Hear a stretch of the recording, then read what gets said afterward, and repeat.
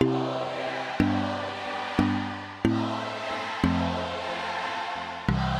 welcome to Lifting Your Higher podcast. I'm Brenda. And I'm Jessica. And we're so glad that you decided to take time out of your life and listen to our podcast today.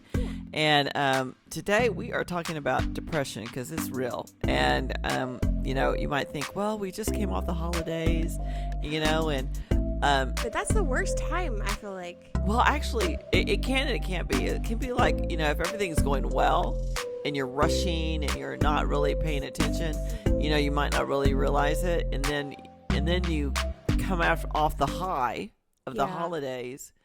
And now it's like either you have to deal with reality, of what it really was, or maybe you're coming off of like the holidays were not what you were hoping them to be. Yeah. Everything went wrong, or there was things that were done or said that were hurtful or whatnot.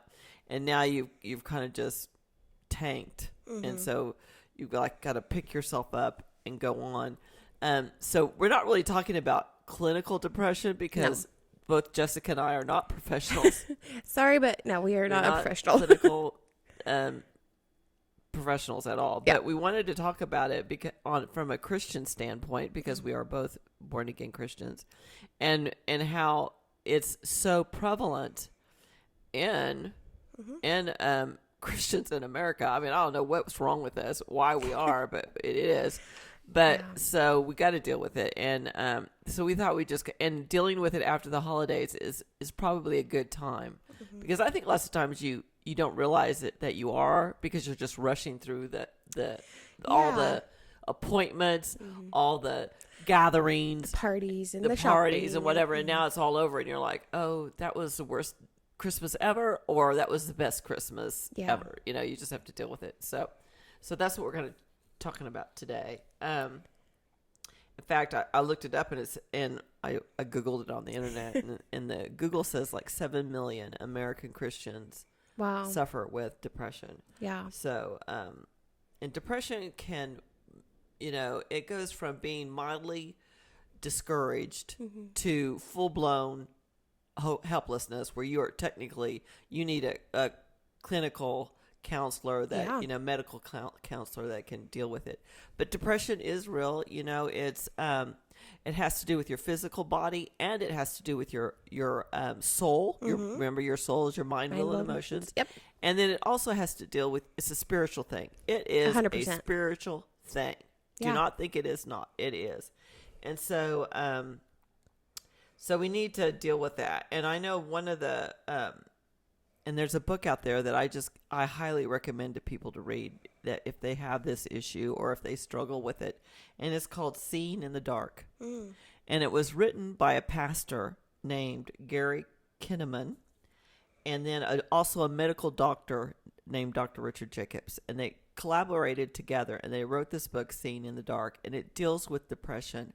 And it is so profoundly great because it explains that that first of all, it's a physical thing. Something's going on in your head. And I always tell people, listen, depression is real because if you have insurance in America and you suffer from depression and you have to go to a doctor about it, it is covered.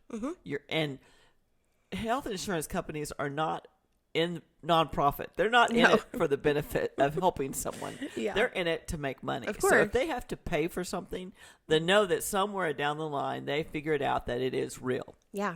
And so it is a real thing, and it's really happening in your head. One of the things physically that's going on is that your serotonin in your brain and I'm not going to pronounce this right. So this is neurofinephin. Anyway, these are like juices. Yeah, the good juices in your brain. Juices in your brain, and there's not enough to help connect everything together. So there's breakdown. And when the breakdown comes, you lose your pain tolerance drops, your emotional stability drops, you lack self-confidence, and so you lose energy. And so, I mean, that just describes like a really bad situation, doesn't it? Yeah. I mean, so all this is going on and physically coming against you and within you, and you've got to figure out how to overcome it. Yeah. But can we address, like, it's okay Like, let's normalize this, as people say nowadays. It's okay to feel down and depressed and just like blah. It's okay. And also, we have to remember, what is the enemy's job? To steal, kill, and destroy. Mm-hmm. So that, especially during the birth of when we celebrate the birth of Jesus, he doesn't want us to be filled with joy and celebrate that our Messiah has come. Right. So he's going to give us that spiritual warfare. I think sometimes we confuse our like depression for warfare.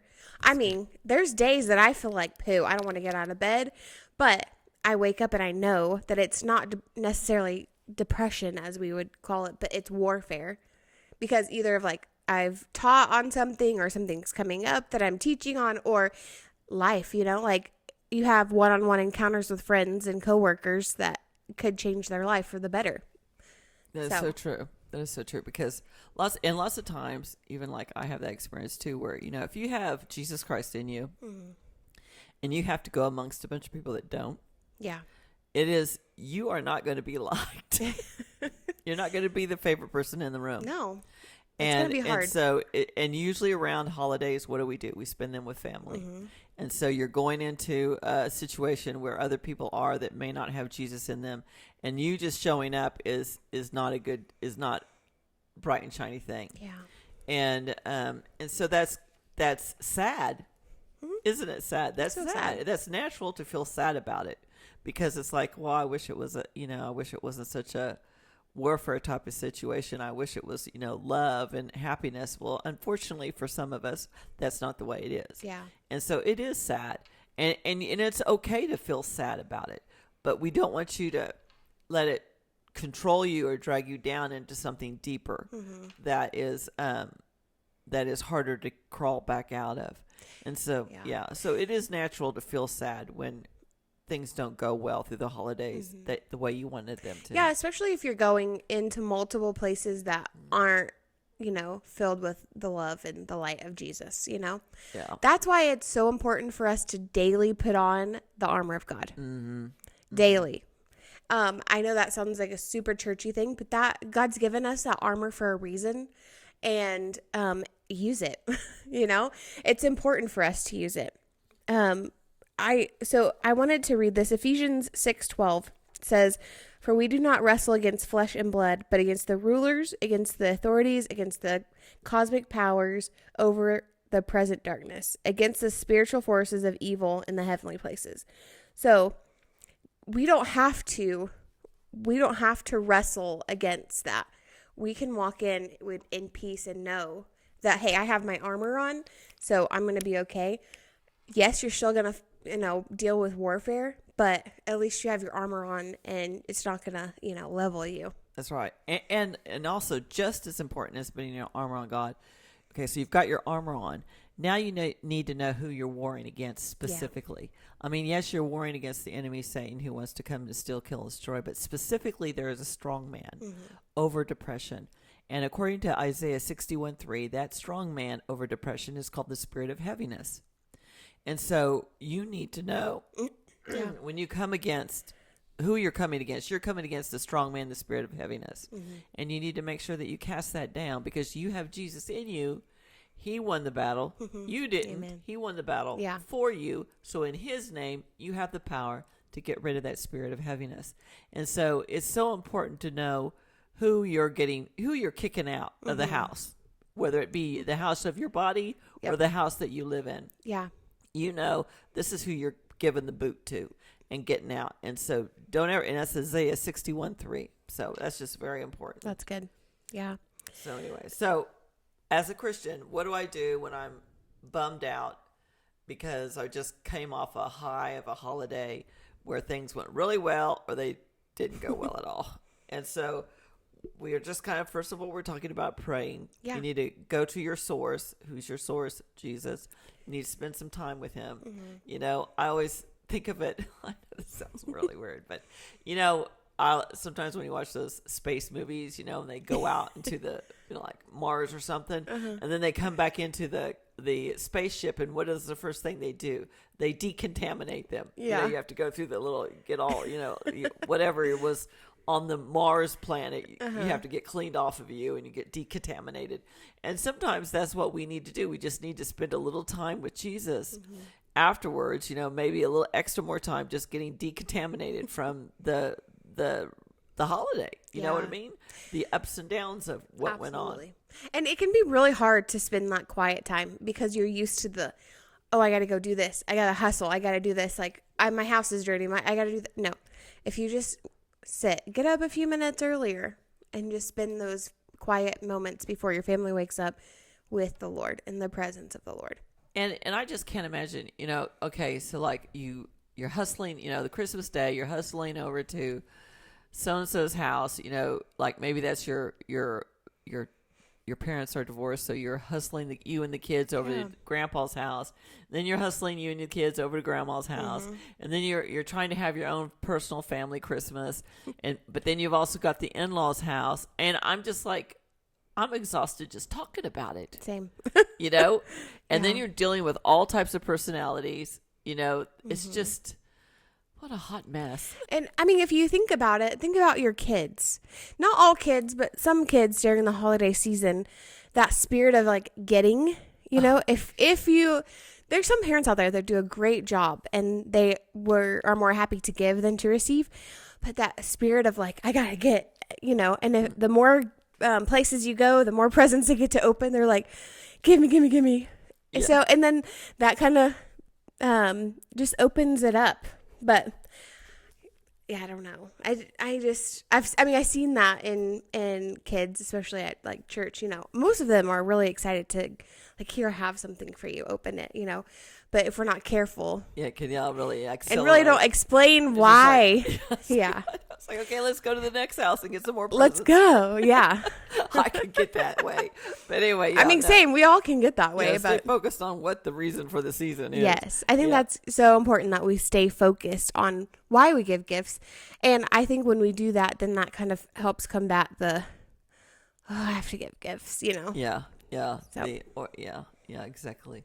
So anyway, that's what we're trying to just, and another thing again is just remember, read your word. Yeah. That's your sword. That's the one that, that's where you're going to get your source. And just, and again, you're like, okay, I've got to figure out to spend extra time. Yeah, you do. Because if someone had said, take this pill and it will make you feel better, you would take that pill, wouldn't you? And so this is your pill, is that you just need to spend a little extra time with God, get that stuff off of you and start the year in a positive frame of mind instead of a Debbie Downer presence. You know what I mean? Yeah. It's like, here we go. Okay, yeah. Well, that was horrible. Or, because, I know there are people out there that have wonderful holidays, but there's also a lot of people out there that don't. And it's a struggle. And it's also a landmine, full of landmines. Yes. It's just like, okay, stay away from that issue. Or, when we go to this person's house, then do this. Or if we have this person over, just sometimes I call them jellyfishes, because it's like, oh, okay, well, remember that's a jellyfish, because they're going to give you a bunch of little stingers.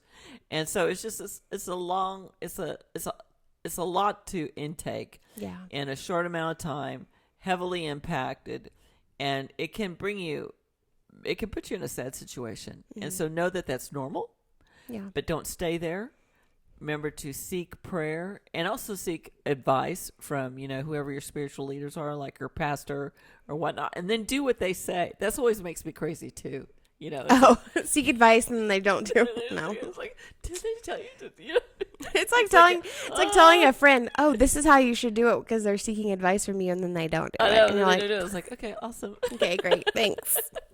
So seek advice from solid people that are mature in the Lord, and then do it. That's the important thing. Yeah, and just make sure it's like somebody you trust. You know, like connection is important, but I can understand how you can be totally overstimulated through the holiday season. And you're like, I just want to be at home, but you need that person, that one-on-one time. It doesn't have to be like your entire family, and just have that person to talk to, because I bet you they're going through some of the same things you are. Oh, absolutely. And that's the most important too, because, the enemy would like to make you think that it's just you, that you're the one that has this issue and nobody else. And that is so untrue, because I'm telling 7 million people, you're with 7 million people, 7 million American Christians deal with this. So you are not alone, and it's not unusual. And so just know that it's not unusual. There are sources out there to help you. We kind of gave you a couple here today. And just know that you're not alone. You have Jesus. You have the Holy Spirit. He is with you all the time. And so seek help. And it's okay. It's okay. It's going to be okay. Seek help. Yeah. Well, speaking of not alone, if you feel like you're alone in this, can I just give you some examples? Yes. Okay, so reading the word, like we said, that's our source, our life source. But reading, you discover that you're not the only one that deals with depression. Okay? Let's see. Have you guys read Psalms? Yeah. Hello. David was afraid, depressed. He was like begging the Lord for help, like, come rescue me from my enemies, He dealt with depression. And then let's see. Isaiah. Yeah, Isaiah. But in 1 Kings 19:4, Elijah was so depressed and afraid. He was like, okay, I've done my due diligence, Lord. I've done what you've asked me. Now take my life. That's right. Okay. And then, not to mention Job. Oh, let's go back to Elijah for just a second. Oh, okay. Yeah. Okay. So I have a perfect testimony of that. So, you went to the family occasion. You kept your mouth shut. Mm-hmm. You didn't, you were always polite. You said everything. You did everything that God wanted you to do. You walked in the Spirit. You didn't take the bait to say or do things that were not Christianly. Mm. And now you're coming out of that and you're like, was Elijah. Perfect example of Elijah. He did everything God told him to do in an evil situation or a bad situation. And now he's like exhausted. Mm-hmm. Okay. And so remember that very much for some people in their families, this is what it is. You walked into that, you behaved yourself very in a Christianly manner. You did everything. You kept your mouth shut. You didn't take the bait. You didn't, get back at say things you weren't supposed to say.